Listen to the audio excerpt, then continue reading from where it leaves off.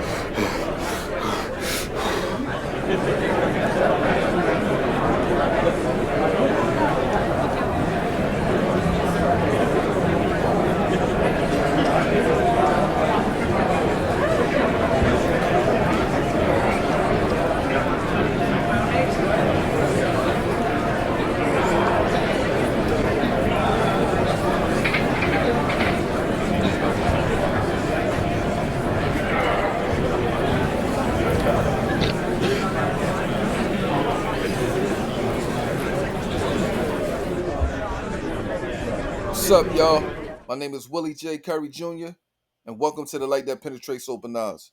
The Light That Penetrates Open Eyes will consist of a series of essays on metaphysical psychology. All of these essays are original concepts of my own and backed 100% by facts. For all of you that are looking to develop some form of weightlifting routine, feel free to utilize what you see in this video. You're guaranteed to see results.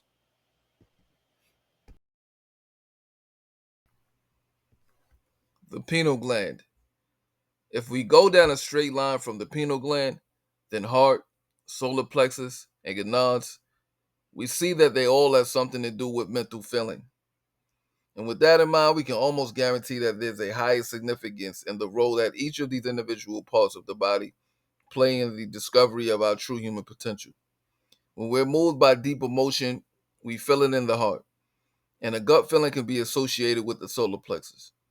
The gonads and the sensations of copulation, the strength of mind and intelligence gained from abstaining from sex for a period of time.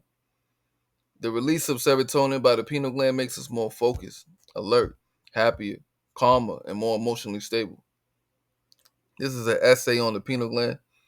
My goal and objective is for all of us to have a general interpretation of its function because I believe that it is understudied, overlooked, and not much is known about it besides the release of melatonin at night for us to fall asleep.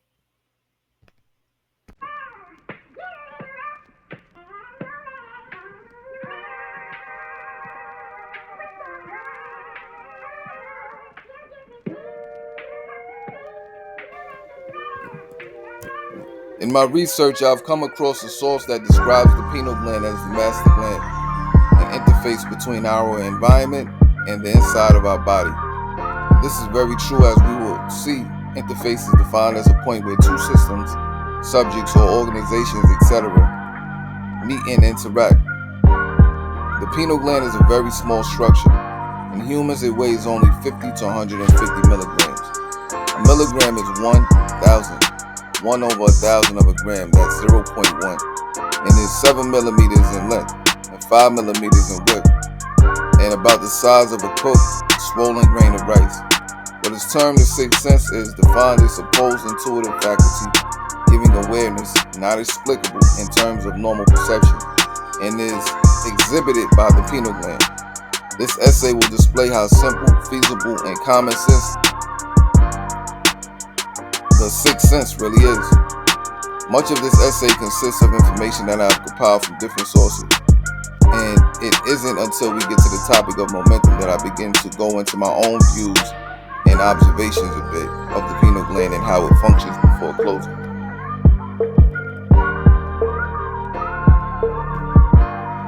Piezoelectricity. Studies suggest that the pineal gland contains calcite microcrystals which exhibit piezoelectric properties. What has been widely hypothesized is that which is called the sixth sense is exhibited through the piezoelectric microcalcite crystals of the pineal gland. Once again, the sixth sense is defined as a supposed intuitive faculty giving awareness not explicable in terms of normal perception.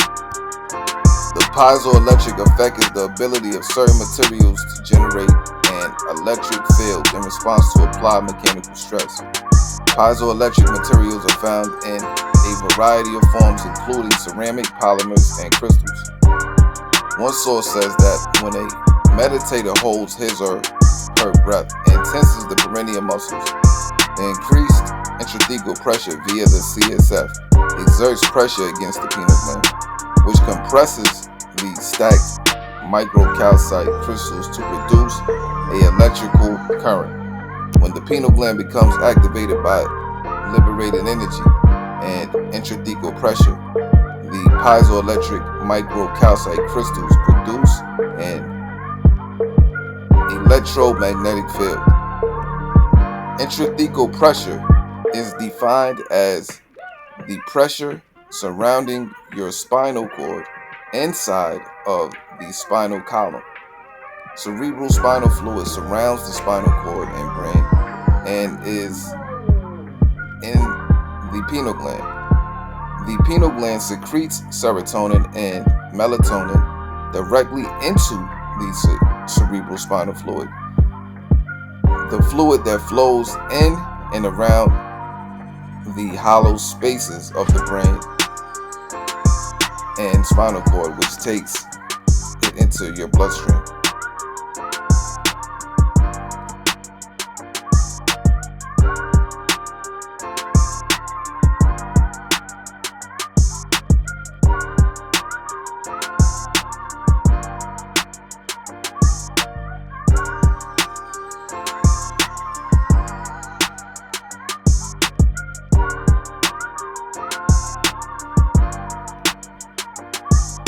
The same source also says that during meditation, the breath is used to consciously withdraw the energy from the muscles and periphery of the body and ascend the energy up the cerebral spinal fluid axis.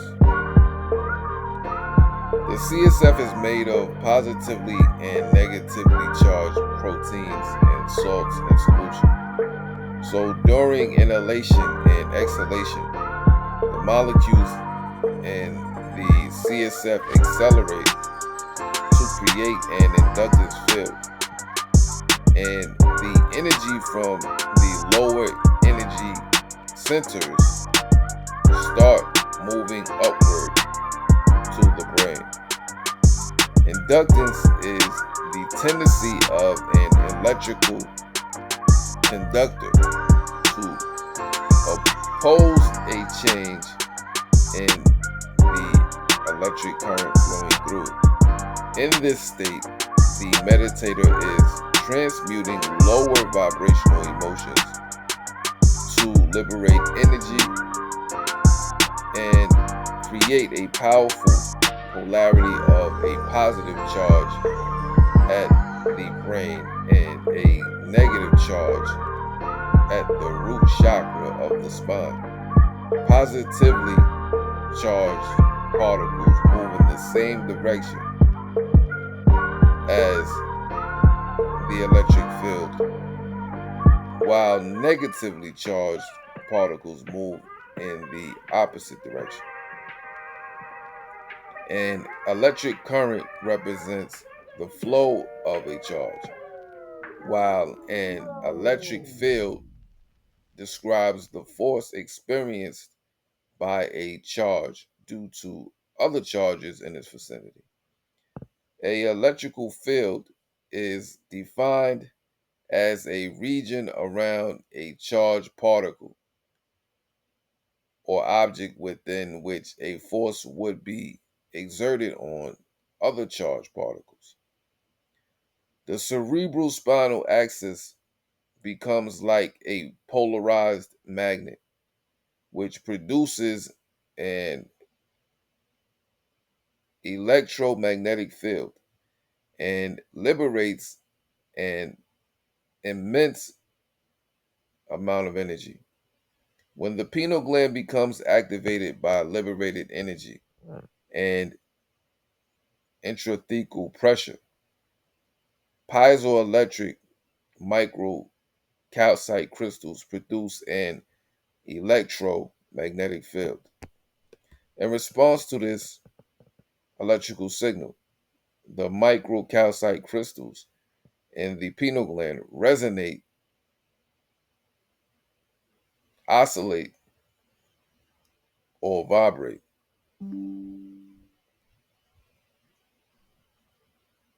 The resonating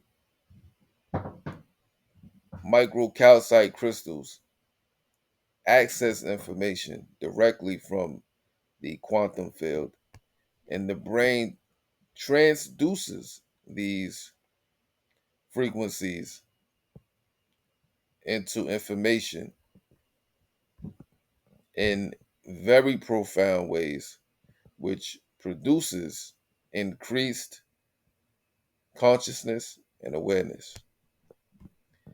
A electromagnetic field is a property of space caused by the motion of an electric charge. And the pineal gland is defined as a neuroendocrine transducer. A transducer converts energy from one form to another. All of our sensory organs contain specialized neurons that transduce external stimuli into signals that the brain can interpret. Brain waves are electrical impulses that flow through the brain, creating patterns of activity.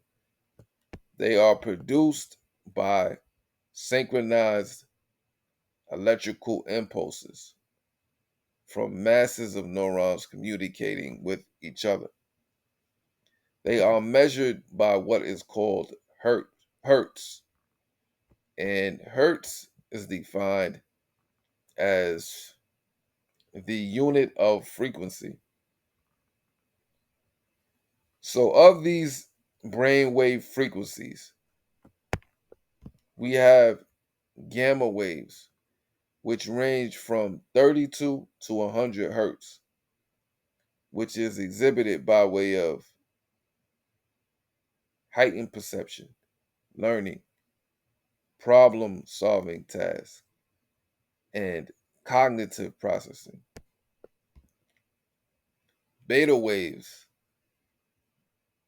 which range from 13 to 32 hertz, which is exhibited by way of being awake, alert consciousness, thinking, and excitement.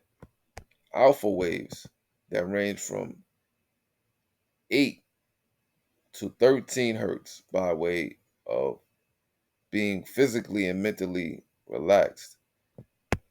Theta waves, which range from 4 to 8 hertz by way of creativity, insight, deep states, dreams, deep meditation, and reduced consciousness. And delta waves,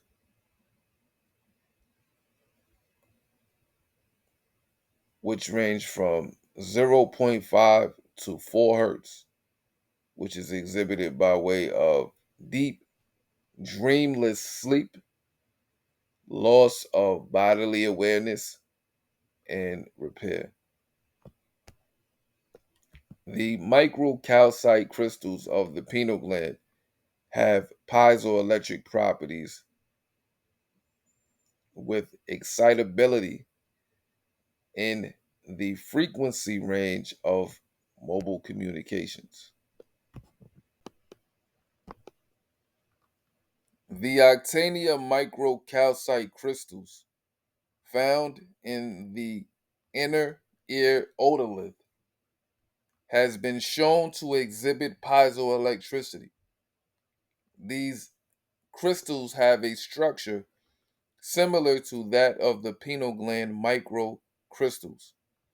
By that very fact, the piezoelectric properties of the crystals would allow them to interact with the electrical component of electromagnetic fields. A simplified formula applied to those crystals: F equals V slash 2D. A source says, lets us think that these crystals could be sensitive to RF, EMF, or radio frequency, electromagnetic frequency, in the range of 500 megahertz to 2.5 gigahertz, depending on their size. This range contains portable wireless frequencies, GSM global system for mobile communications, in the range of 872 to 960 megahertz. DCS, dynamic control systems, 1710 to 1875 megahertz. UMTS, urchin traffic monitor parameters in the range of 1,900 to 1,920 megahertz,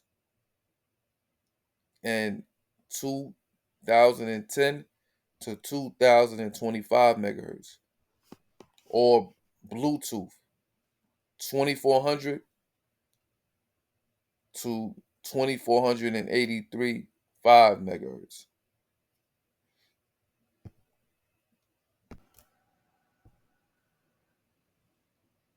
The piezoelectric effect occurs at a microscopic level where the applied mechanical stress leads to a displacement of the positive and negative charge centers within the crystal structure of the material, which aligns with how the above source speaks of how the piezoelectric property of the crystals in the pineal gland would allow them to interact with the electrical component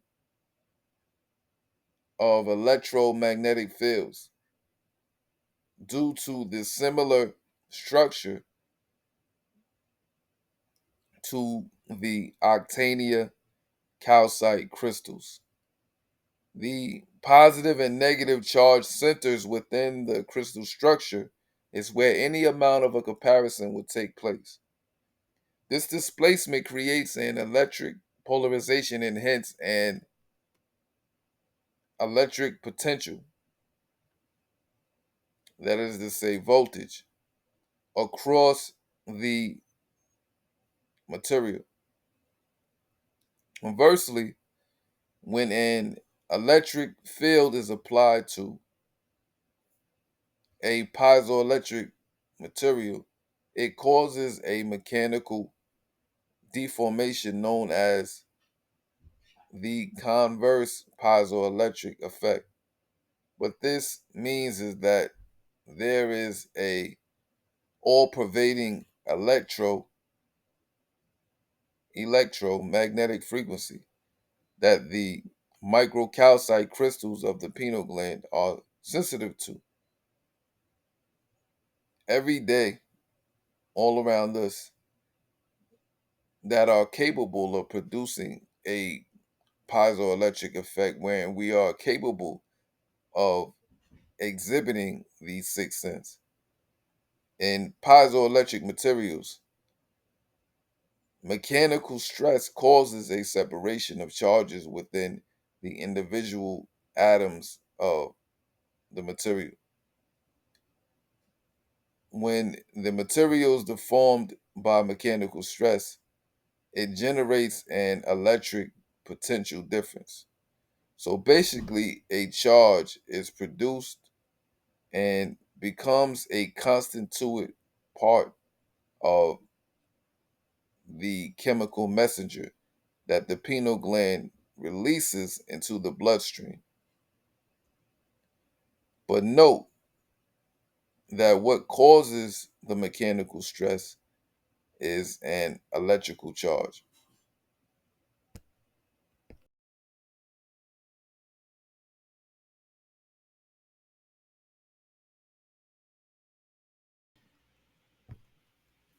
The following is in reference to the piezoelectric property of the pineal gland.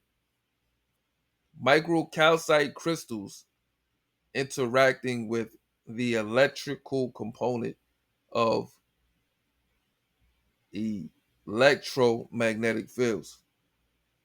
Electromagnetic fields consist of both electric and magnetic components.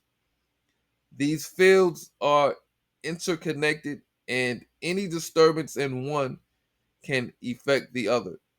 Specifically, a disturbance in the electric field can create a corresponding disturbance in the magnetic field.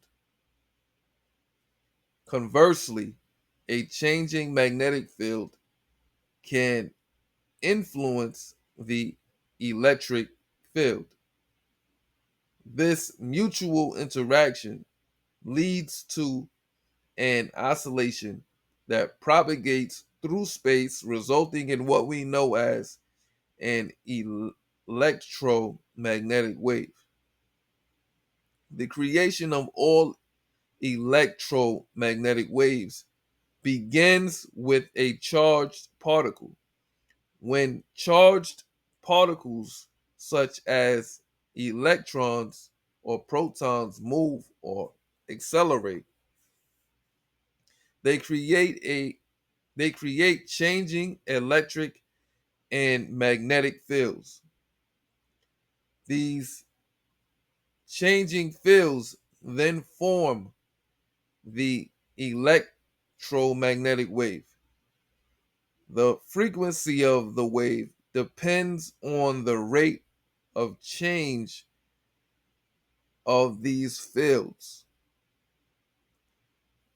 Examples of electromagnetic waves include visible light, radio waves, microwaves, X rays, and gamma rays.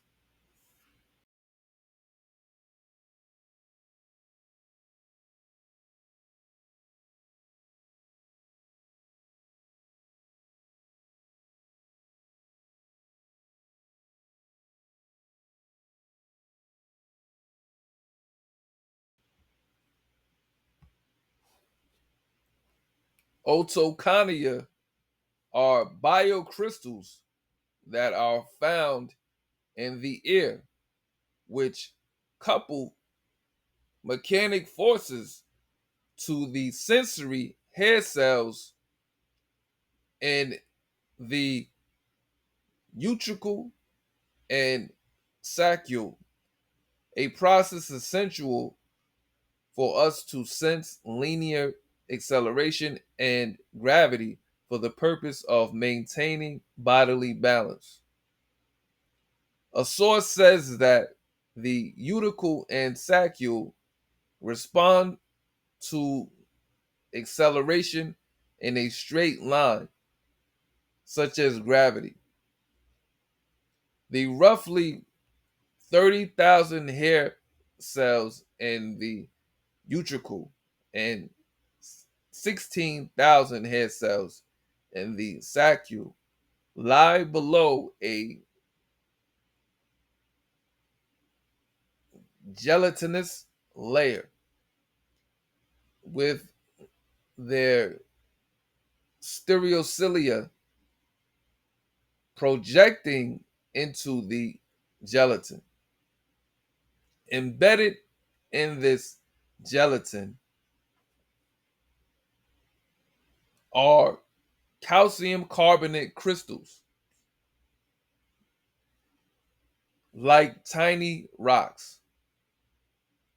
When the head is tilted, the crystals continue to be pulled straight down by gravity. But the new angle of the head causes the gelatin to shift, thereby bending the stereocilia. The bending of the stereocilia stimulates the neurons and they signal to the brain that the head is tilted, allowing the maintenance of balance. Everybody has tiny stones inside their inner ear. They help your brain interpret changes in speed as you move. Without otoconia, you wouldn't be able to sense the linear acceleration of your body. These crystals stimulate hair like cells found in two organs in your inner ear called the utricle and saccule. These hair like cells send electrical information to your brain for interpretation. An example of linear acceleration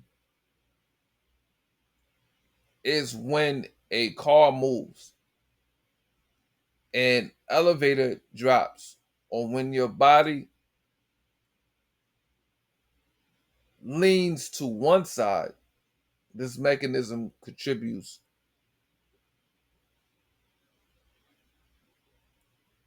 to our sense of balance and equilibrium.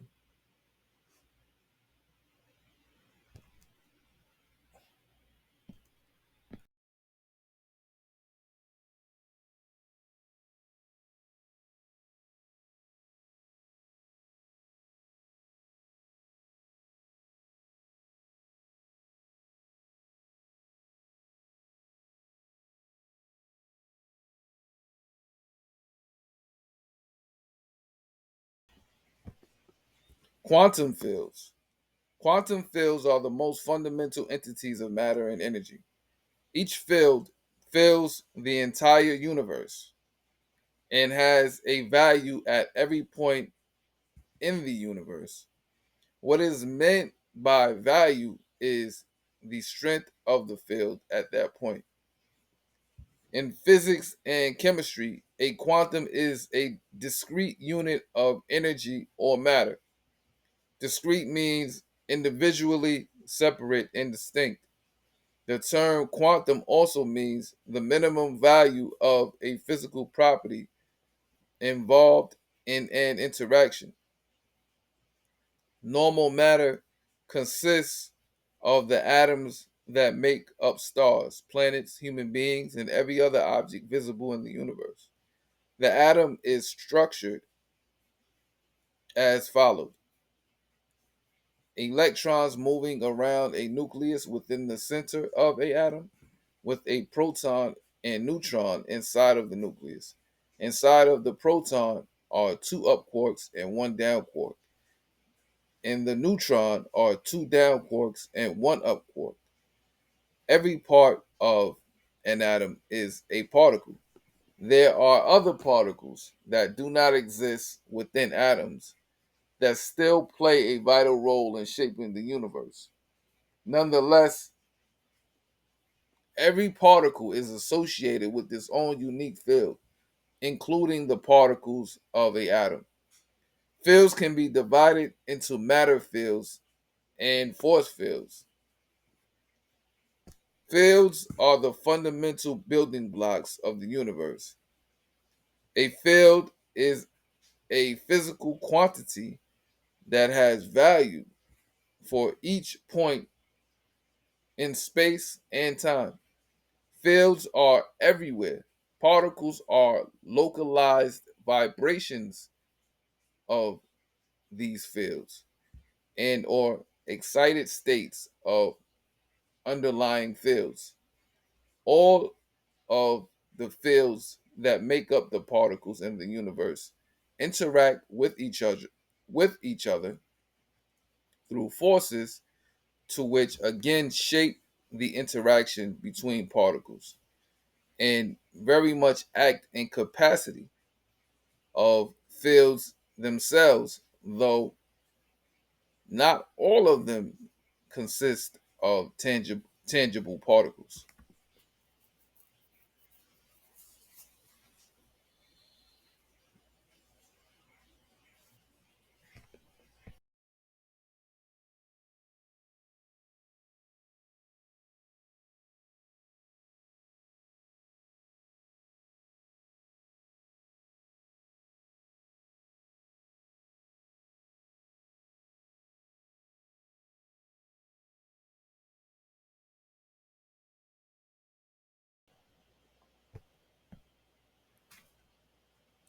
Momentum.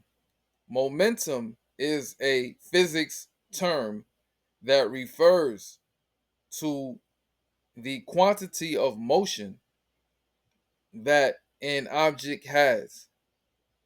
Momentum is equal to mass times velocity. I can firmly say that momentum is accuracy from every point. But we will delve into this concept of momentum at the closing of this essay. Mass is defined as a fundamental property of all matter, and it represents the quantity of matter in an object. Mass is a measure of inertia, resistance to acceleration, and gravitational attraction, which coincides with how matter is made up of substances called elements, which have specific chemical and physical properties and cannot be broken down into other substances through ordinary chemical reactions. Mass is what keeps an object together and stable.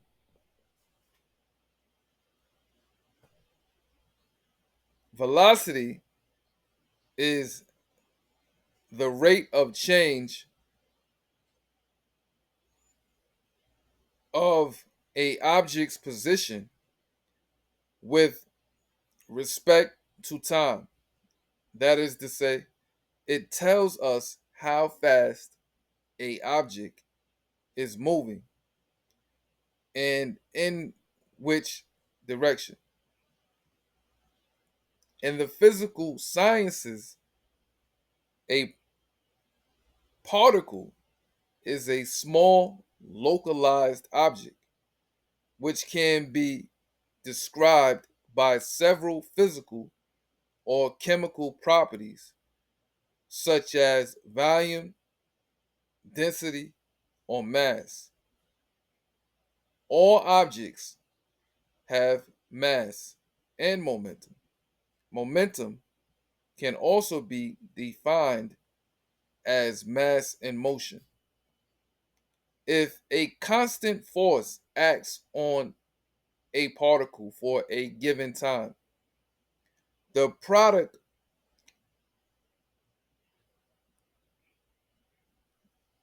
of force and the time interval, that is to say, impulse, is equal to the change in the momentum. Conversely, momentum of a particle is a measure of the time required for a constant force to bring it to rest.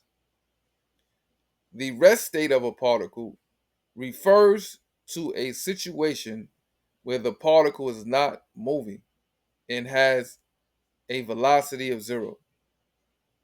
In other words, it's in equilibrium and remains stationary.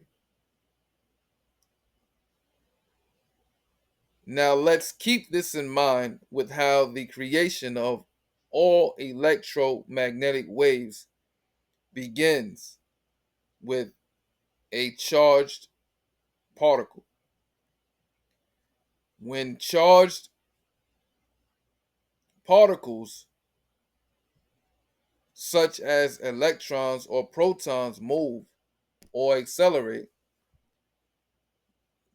they create changing electric and magnetic fields. These changing fields then form the electromagnetic wave. The frequency of the wave depends on the rate of change of these fields, and examples of electromagnetic waves include visible light, radio waves, microwaves, X rays, and gamma rays. So here we can definitely see how the production of a charged particle can generate a electromagnetic wave and thus frequency that is transduced along with the pineal gland secretions. Light changes the momentum of a object that absorbs, scatters, or reflects it. And the photoreceptors of the retina absorbs light. Light is giving us more momentum, more mass times velocity because it's more evenly aligned with our ability to do things accurately, in contrast with that which is not able to be seen through. And serotonin equals the time of this happening exponentially because it's aligning the accuracy of our focus and attitude perfectly with this.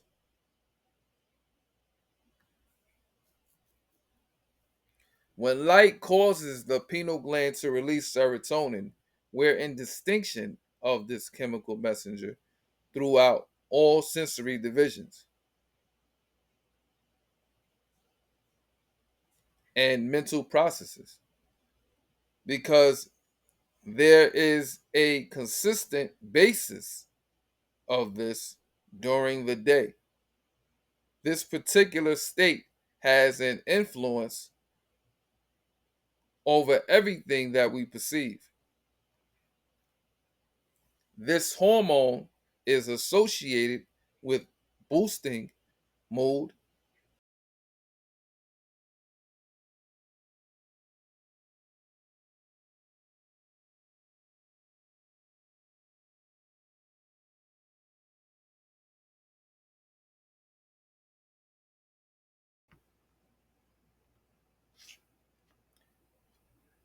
helping you feel calm, focused, and emotionally balanced. What adds to the concept of the pineal gland embodying momentum is the sixth sense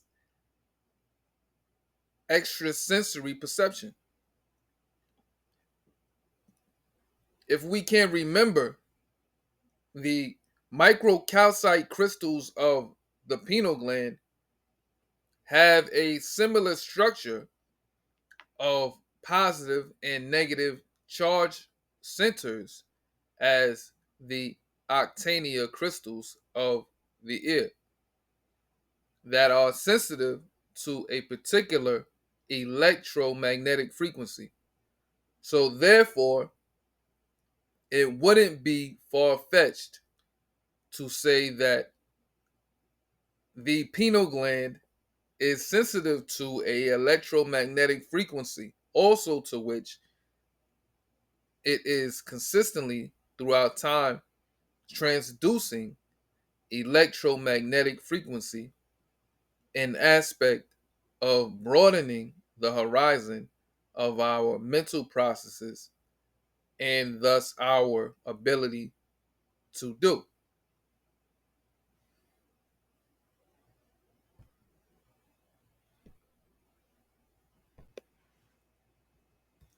The sixth sense. The sixth sense is an intriguing concept that goes beyond our five traditional senses. That is to say, sight, hearing, taste, smell, and touch.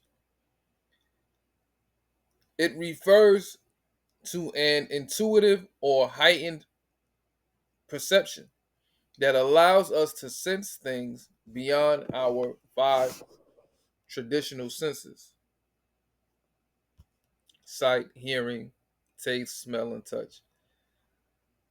The specific brain regions neuroscientists have identified associated with this phenomena are: one, the insula. The insula is a region of the brain involved in self awareness, emotion, and perception. Some researchers believe it plays a crucial role in intuitive thinking, reading nonverbal communication cues to understand what people are saying between the lines is intuitive. Intuition can lead to creative insights. Critical thinking, evidence, and logical reasoning help refine intuitive judgments. When we make intuitive judgments, the insula, along with the anterior cingulate cortex, becomes activated, suggesting a neurobiological basis for the sixth sense. Number two, the anterior cingulate cortex, that is to say, ACC. The ACC is another brain region associated with the sixth sense. It is located in the anterior frontal lobe and contributes to our ability to detect subtle cues in the environment. Intuitive judgment Intuitive judgment refers to the process of making decisions or forming opinions based on instinct, gut feelings, or immediate impressions rather than relying solely on analytical reasoning. Electromagnetic waves are ubiquitous in nature, and our mental processes are pretty much hardwired into the electromagnetic spectrum, with the pineal gland transducing EMFs. An aspect of the sixth sense, the concept of the pineal gland embodying momentum. We must cover the function of both the pineal gland and the habenula nuclei, which are both located in the epithalamus. The pineal gland's sleep wake cycle occurs wherein the pineal gland secretes melatonin, a hormone that helps regulate circadian biorhythms. When it's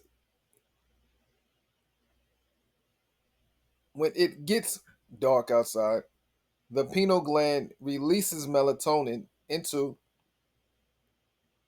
the body.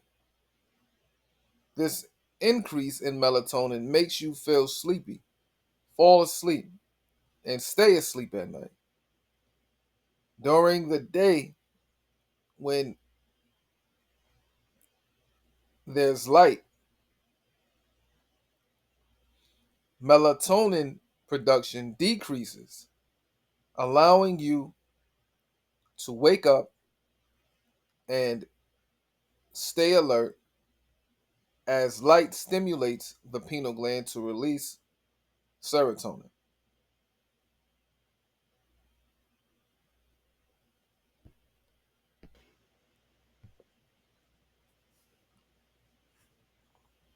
Before delving into the habenula nuclei, it's imperative that we cover ground in what is termed reward prediction neurons. Though simply, when we sense negative things, dopamine fluctuations play a part in shaping our reactions.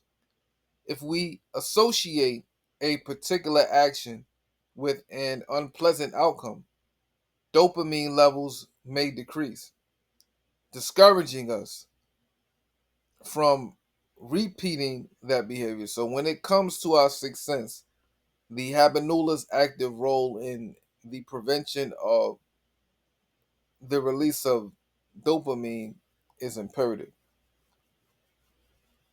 When we experience negative events or anticipate them, the habenula, the lateral habenula, a tiny structure in our brain, plays a crucial role in regulating our responses.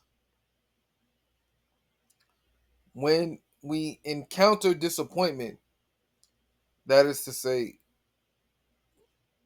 for example, losing a reward or experience sudden physical pain, the lateral habenula becomes active. The lateral habenula sends signals to cells near the VTA slash midbrain, which then produces the neurotransmitter GABA.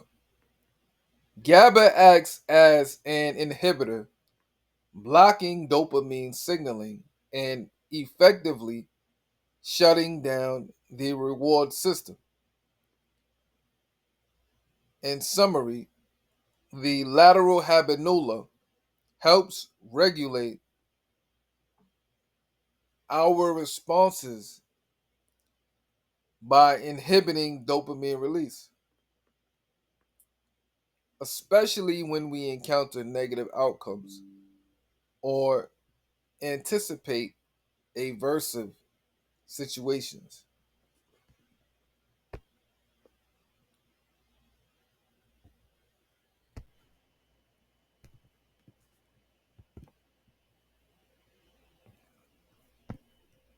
Reward prediction neurons are the dopamine neurons of the ventral tegmental area and have been intensely studied for their role in reinforcement learning. These dopamine neurons encode reward prediction errors, the difference between predicted received rewards.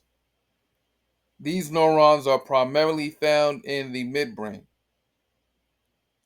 When we experience a rewarding event, such as receiving a treat or achieving a goal, these dopamine neurons become activated. Their activation is influenced by the difference between the actual reward received and the predicted reward based on our expectations. These neurons encode a reward prediction error, the discrepancy between what we anticipated and what actually happened. These reward prediction neurons send their axons to brain structures involved in motivation and goal directed behavior. Dopamine neurons play a critical role in encoding reward prediction errors, which can impact decision making and behavior. Reward prediction neurons help us learn from our experience, adjust our expectations, and guide our actions based on anticipated rewards. Dopamine neurons play a critical role in encoding reward prediction errors, which can impact decision making and behavior. Reward prediction error is a learning signal that measures the difference between the actual and expected reward. It is coded by dopamine response in the brain. RPEs can be positive, negative, or zero, depending on whether the reward was better, worse, or exactly as expected.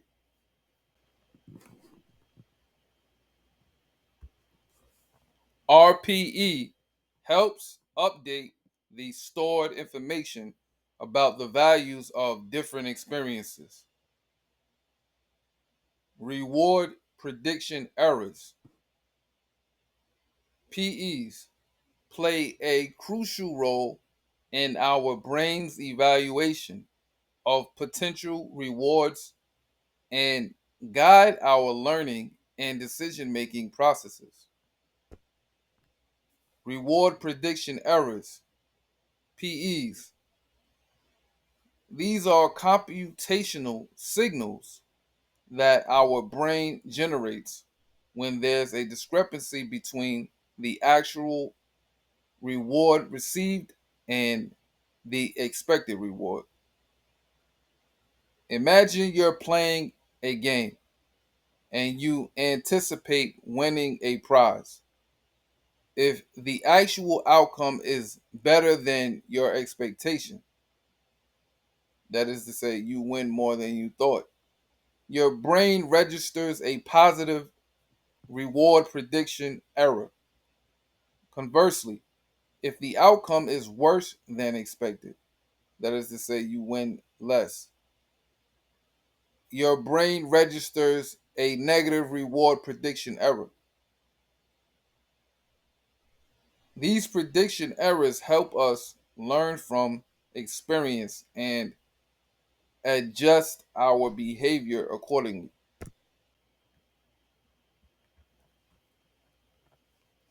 Rewards make us come back for more. We need them for survival. Use them for behavioral choices that maximize them and feel good about them. Rewards are objects, events, situations, or activities that attain positive motivational properties from internal brain processes. They have the potential to increase the probability and intensity of behavioral actions leading to such objects. Learning is also called positive reinforcement. Two, generates approach and consumatory behavior and constitutes outcomes of economic decision making. And three, induces subjective feelings of pleasure and hedonia, that is to say, pleasure as happiness. Rewards are of crucial importance for individual and gene survival and support such elementary processes as drinking, eating, and reproduction. Consumatory is defined of related to or being a response or act that usually terminates a period of goal directed behavior.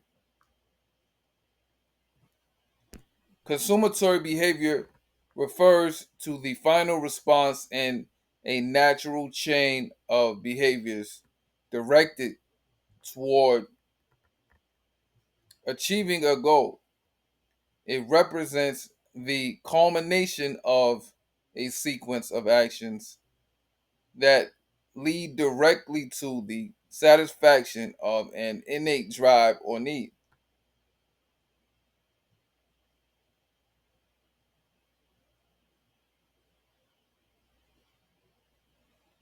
Some examples of consummatory behaviors are: 1. Eating. Consuming food is the final act in the sequence of responses involved in foraging for sustenance.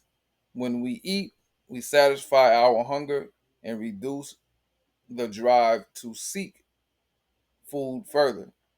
Number 2, drinking. Similarly, drinking water or other beverages is a consummatory behavior that quenches thirst and fulfills the need for hydration. Number 3, sexual behavior. Copulation is the consummatory behavior related to sexual drive.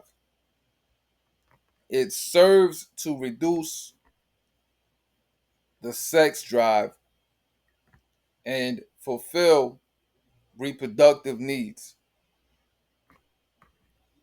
4. Parental care. In animals, caring for offspring, such as feeding, grooming, or protecting, is a consummatory behavior that ensures the survival and well being of the young. 5. Nesting. Constructing a nest or shelter is another example. Once completed, it satisfies the need for safety and protection. Consummatory behaviors are essential for an organism's survival and well being, as they directly address specific physiological or psychological needs.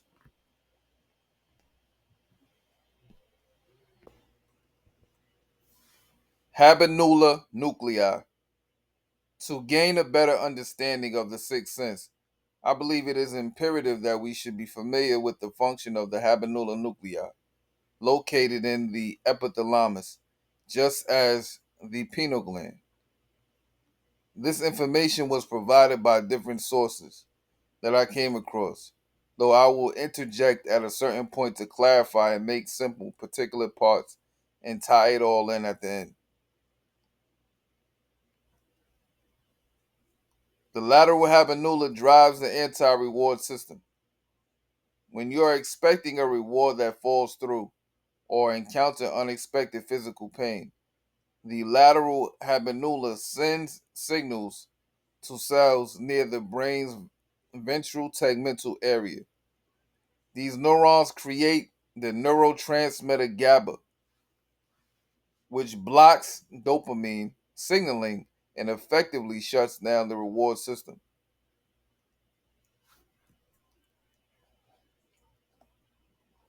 Dopaminergic neurons in the midbrain play a major role in action evaluation by signaling the discrepancy between the received outcome and the predicted outcome. This variable is known as the reward prediction error. The more positive the reward prediction error, the higher the reward prediction error is compared to the predicted outcome, thereby increasing the value representation of the action. In contrast, a negative reward prediction error indicates a lower outcome compared to the predicted outcome, thereby reducing the value of producing that action in the future. The more positive the reward prediction error signals, the lower the activity in the habenula, and the more negative the reward prediction error, the higher the activity in the habenula. Another source also says that negative RPEs occur when an expected reward is unexpectedly omitted. The lateral habenula provides an important source for reward prediction error encoding by midbrain dopaminergic neurons. Lateral habenula neurons also inactivate upon positive prediction error signals. This inactivation may provide neurons in the lateral habenula to encode negative reward prediction errors and provide dopamine neurons with reward related signals by indirectly inhibiting them. Thus, the lateral habenula may have a role in reinforcement learning.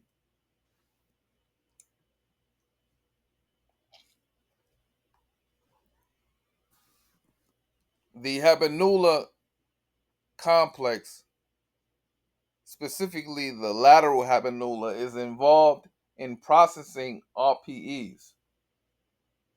Interestingly, lateral habenula neurons also inactivate upon positive prediction error signals.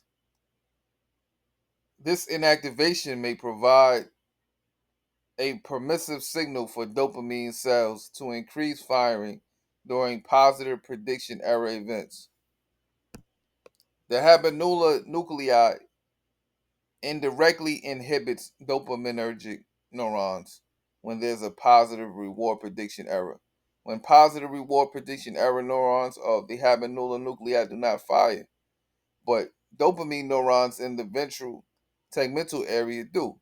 This demarcates projections of behavioral avoidance, whereby there are areas that have been established as things that constitute value in producing a specific action again, which gives a basis in the structure of what to avoid by way of what not to avoid due to the level of significance of it being a value in producing a specific action again.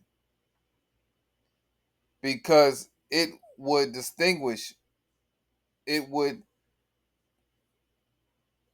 be distinguished rather differently, wherein there is a discrepancy between negative and positive reward prediction errors. This is exhibited in learning and decision making. This is to make clearer how the latter source speaks of the lateral habenula inactivating upon positive reward prediction error signals. This inactivation may provide a permissive signal for dopamine cells to increase firing during positive prediction error events, and in the event of negative reward prediction errors, wherein projections from the lateral habenula inhibit dopaminergic neurons. The lateral habenula conveys reward prediction error and value signals to the monoaminergic systems. The monoaminergic system refers to the networks of neurons that utilize monoamine neurotransmitters. These neurotransmitters play a crucial role in regulating various processes in the brain. Examples of monoamines include dopamine, involved in reward motivation and movement control, norepinephrine, that is to say, noradrenaline, influences attention, alertness, and stress response. Serotonin regulates mood, sleep, and appetite. Functions of monoaminergic systems are involved in emotion, regulating mood and emotional states, arousal, controlling wakefulness and alertness.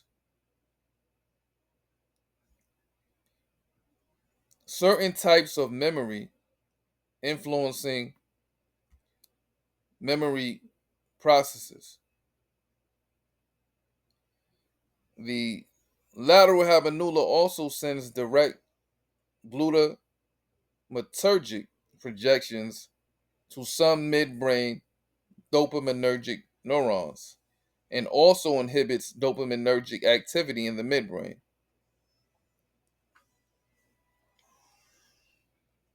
Glutamate is a crucial neurotransmitter in the brain. Glutamate is the most abundant excitatory neurotransmitter in the vertebrate nervous system. It plays a major role in learning and memory. When released by nerve cells, it excites or stimulates other nerve cells, allowing chemical messages to continue propagating through the brain. Glutamate acts through several types of receptors. The lateral habenula neurons are excited by the receipt of a punishment. So the activity in the lateral habenula may act to inhibit the probability of performing action via inhibition of dopaminergic neuroactivity. However, it is not always sufficient to suppress actions while expecting punishments. Sometimes it is important to actively perform actions to avoid punishments. Thus, it might be necessary to drive specific dopaminergic neurons that are involved in promoting behavioral avoidance, while also suppressing other dopaminergic neurons to minimize the performance of actions that lead to punishments. It is possible that this diversity in neuronal responses in the ventral tegmental area slash substantia nigra pars compacta to punishment might result from a shift in the balance between the direct and indirect projections from the lateral habenula to dopaminergic neurons. This is consistent with indirect inhibition of dopaminergic neurons by the lateral habenula, activating either the direct or indirect projections to the ventral tegmental area. Dopaminergic neurons results in behavioral avoidance. In addition to their effect on midbrain dopaminergic neurons, the lateral habenula neurons also project to the RAF nuclei containing serotonergic neurons. While the neurons projecting to the dopaminergic neurons tend to be found in the lateral part of the lateral habenula, those projecting to the RAF nuclei tend to be found in the medial part of the lateral habenula.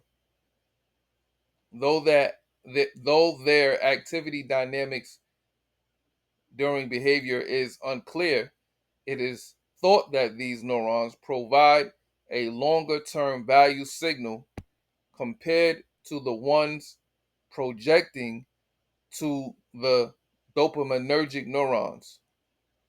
Consistent with this hypothesis, serotonergic neurons show a long-term change in their activity when reward value is updated.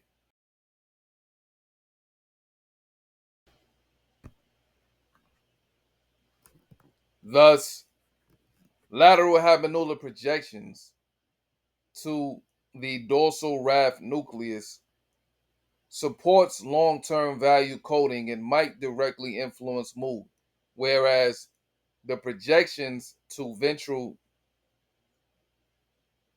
tegmental area slash substantia nigra pars compacta might influence the learning or execution of motivated behaviors. The most promising input to the lateral habenula for mediating negative reward prediction error is that from the globus pallidus interna. This is one of the output nuclei of the basal ganglia. In addition to providing motor output from the basal ganglia, a small subset of neurons in the globus pallidus interna send glutamatergic projections to the lateral habenula. These habenula projecting globus pallidus interna neurons are inhibited by the presence of cues predicting reward and are activated by negative reward prediction error due to omission. Modulating neural activity in these neurons bidirectionally affects activity in lateral habenula.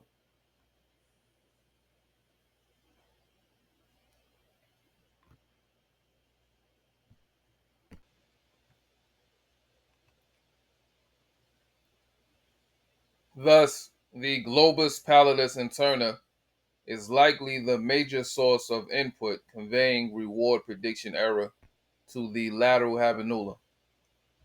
The lateral habenula conveys a prediction error signal for information as much as it conveys one for reward. Thus, lateral habenula neurons could underlie our ability to seek information about the future. Similarly, these neurons also convey abstract inference of future value. Lateral habenula neurons convey reward prediction error signals that take into account inferred values as well as experienced values. Lateral habenula neurons are also important in flexible choice behavior as inactivating the lateral habenula is sufficient to disrupt such behavior. Lateral habenula integrates multiple inputs related to reward prediction error. The neuroanatomical connectivity of the lateral habenula also makes it ideally suited to influence various cognitive processes, including the gathering of information, flexible reasoning, and spatial memory. The lateral habenula neurons could underlie our ability to seek information about the future.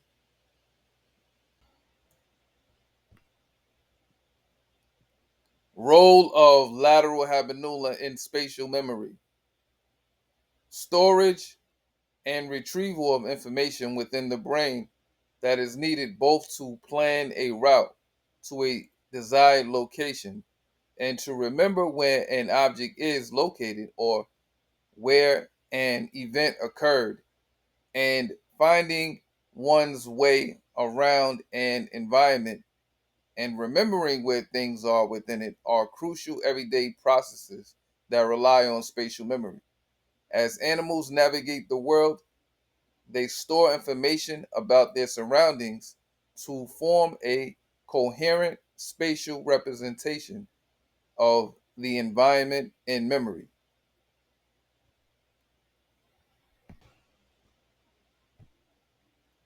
The pineal gland is an embodiment of momentum, and the habenula nuclei is also. Light changes the momentum of a object that absorbs, scatters, or reflects it. And the photoreceptors of the retina absorbs light.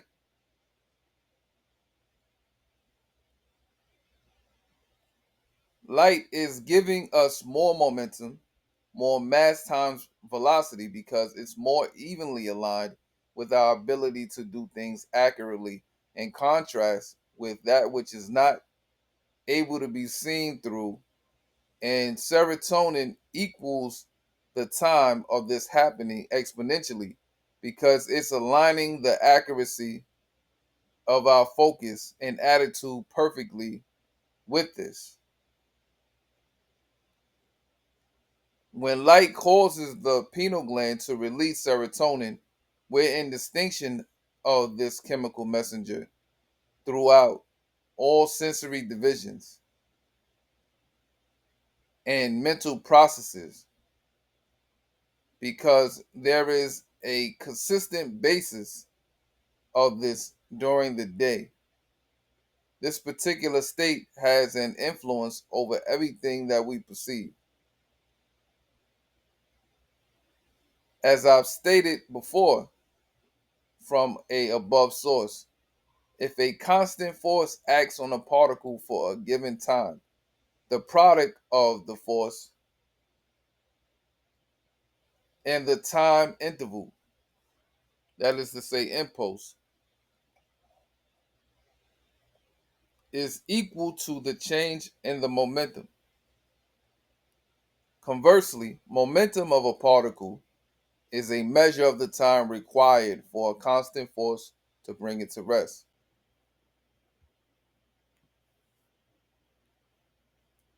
The converse aspect of the latter point, wherein momentum of a particle is a measure of the time required for a constant force to bring it to rest, is exhibited through the function of the habenula nuclei. Light is a constant force that acts on us by way of this specific sensorial division, neuroendocrine gland, and mental faculties when we exhibit an embodiment of momentum through which these mental processes act through wherein there is one that causes us to stop or causes a break in the continuity of a chemical messenger with regards to the factoring of the avoidance of certain things. And this is exhibited by way of the habenula nuclei. This is a complete embodiment of momentum exhibited by way of the function of these two regions of the epithalamus. This example was derived from a source with regards to particles at rest. But I want us to keep in mind that particles combine to form the building blocks of all matter. So this source says particles can be at rest in a variety of situations. And one of the most common examples that I choose to elaborate on is as followed. It's a ball sitting on a table, but we'll say a ground, and it's not moving, so it is at rest. If the particle's velocity is zero, then it is at rest. The constant forces acting on the ball are gravity's downward acceleration and normal force, wherein the normal force exerts a equal and opposite force on the ball to prevent it from sinking into the ground. Normal force acts perpendicular to the ground and balances the gravitational force. Essentially, the ground resists the ball's motion, causing it to slow down and eventually stop if it is in motion, primarily due to frictional force. Frictional force is the force that resists motion. When the surface of one object comes in contact with the surface of another, this is when frictional force arises. Therefore, it is not a constant force. Friction between the ball and the surface opposes the forward motion and tries to bring the ball to a complete stop. Even though frictional force is ultimately the main cause of stopping the ball from rolling, gravity and normal force play a part as well, being that they persist as constant forces acting on the particle or object. So, momentum of a particle is a measure of the time required for a constant force to bring it to rest.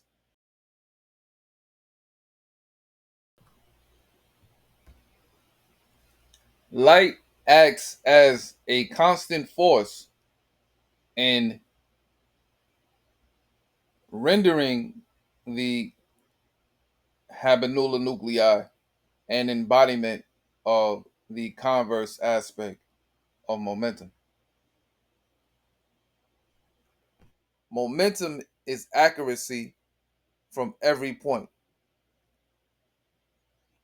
By way of the microcalcite crystals of the pineal gland, the brain registers accuracy.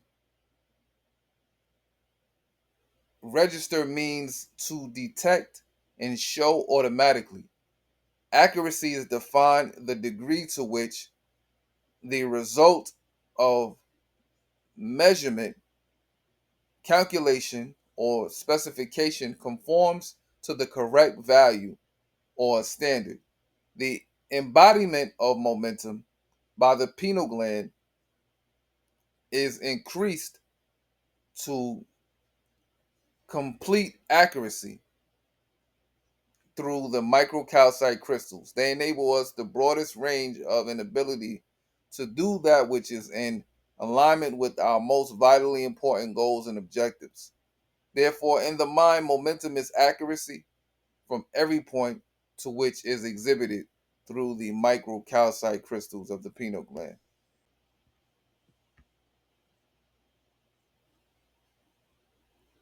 This has been my essay on the pineal gland.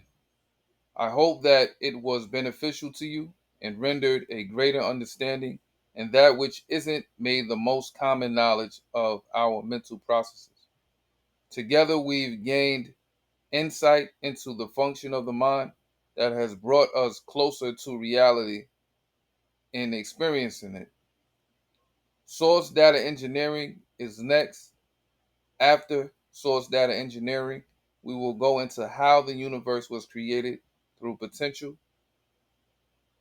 resistance to potential, momentum, and acceleration.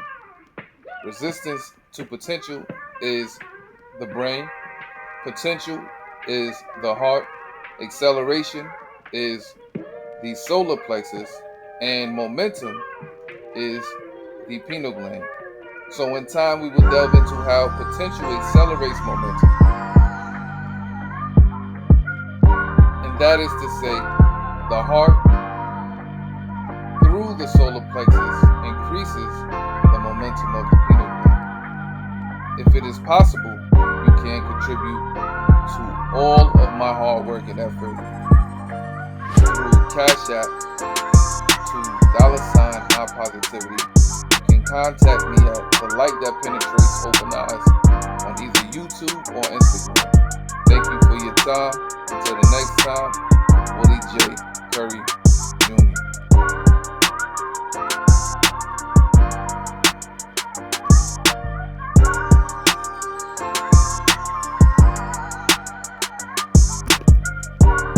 All right, y'all.